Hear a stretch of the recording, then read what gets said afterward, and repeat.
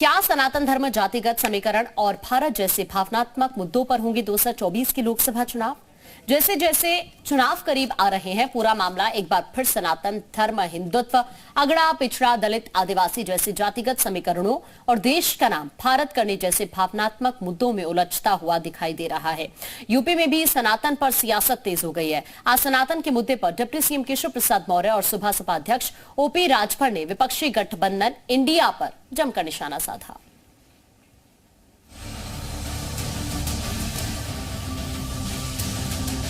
सनातन का सियासी भूचाल तमिलनाडु से दिल्ली होते हुए अब लखनऊ तक पहुंच गया है।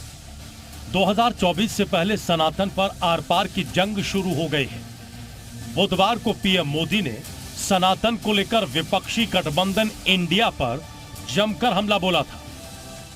जिस सनातन को गांधी जी ने जीवन पर्यंत माना, जिन भगवान श्री राम ने उनको जीवन भर प्रेरणा दी, उनके आखिरी शब्द बने हे राम, जिस सनातन ने उन्हें अस्पृश्यता के खिलाफ आंदोलन चलाने के लिए प्रेरित किया, ये इंडी गठबंधन के लोग, ये गमंडिया गठबंधन के लोग उस सनातन परंपरा को समाप्त करना चाहते हैं। पीएम मोदी के बाद बीजेपी के साथ साथ एनडीए में शामिल दलों ने भी विरोधी खेमे के खिलाफ हल्ला बोल दिया है। बाबा विश्वनाथ की नगरी काशी पहुंचे डिप्टी सीएम केशव प्रसाद मौर्य ने सनातन विरोधियों को आड़े हाथों लिया और कहा कि नरेंद्र मोदी के नेतृत्व में केंद्र में तीसरी बार बीजेपी की सरकार बनेगी। देखिए, मुझे लगता है कि इस समय देश विश्व का नेतृत्व करने की ओर आगे बढ़ रहा है। 2024 में तीसरी बार मोदी सरकार बनना सुनिश्चित है। कांग्रेस सहित उसकी अगुवाई में जो तथाकथित रूप से विपक्षी गठबंधन बना है, वह गठबंधन लोकसभा चुनाव से पहले देश का माहौल खराब करने का सफल प्रयास कर रहा है। वहीं बीजेपी के सुर में सुर मिलाते हुए सुभासपा अध्यक्ष ओपी राजभर ने भी विपक्ष को जमकर कोसा। विपक्ष को सनातन विरोधी तो बताया ही, साथ ही कहा कि विपक्ष संविधान विरोधी भी है। विपक्ष बाबा साहेब अंबेडकर को नहीं मानता है। जो विपक्ष के लोग हैं वो संविधान को नहीं मानते।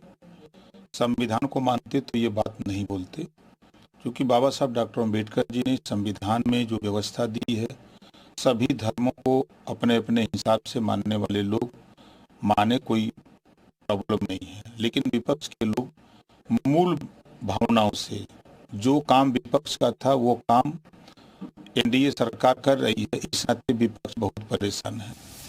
पिछले कुछ महीनों का ट्रेंड ये बताता है कि बीजेपी ने गियर चेंज कर लिया है। वो पूरी तरह से एक्शन मोड में नजर आ रही है। साफ पता चल रहा है कि किन मुद्दों पर बीजेपी 2024 की लड़ाई लड़ने जा रही है। इन मुद्दों के जरिए हिंदुत्व की पिच पर खेलने की तैयारी है। राष्ट्रवाद को धार देने का प्रयास है। अब ये कोई कयास नहीं है, बल्कि पिछले कुछ दिनों में जिस तरह से बीजेपी ने कई कदम उठाए हैं, वो ये बताने के लिए काफी है कि किन मुद्दों पर आगामी लोकसभा का चुनाव लड़ा जाना है। बीजेपी और राजभर के वार का सपा ने जोरदार पलटवार किया।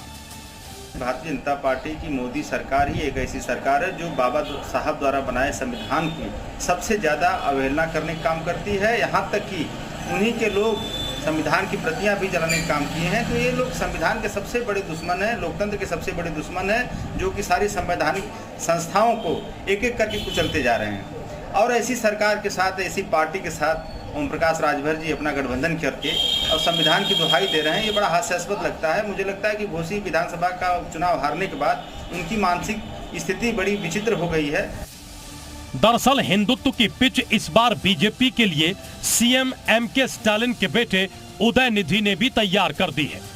बयान डीएम की नेता का रहा, लेकिन बीजेपी ने उसे इंडिया गठबंधन का स्टेटमेंट बता दिया। सफाई भी डीएमके या उदयनिधि से नहीं, बल्कि इंडिया गठबंधन के तमाम नेताओं से मांगी जा रही है। बीजेपी की पिच क्लियर है, वो विपक्ष को हिंदू विरोधी दिखाना चाहती है। बताना चाहती है कि पूरा इंडिया गठबंधन हर मौके पर बस सनातन का अपमान कर रहा है। राम मंदिर के सहारे सत्ता में आई बीजेपी एक बार फिर से सनातन को मुद्दा बनाकर विपक्ष को चारों खाने चित्त करने में जुटी है और यूपी में मिशन 80 में जुटी बीजेपी के लिए तो ये मुद्दा हमेशा से फायदेमंद साबित होता रहा है। ब्यूरो रिपोर्ट, जी मीडिया।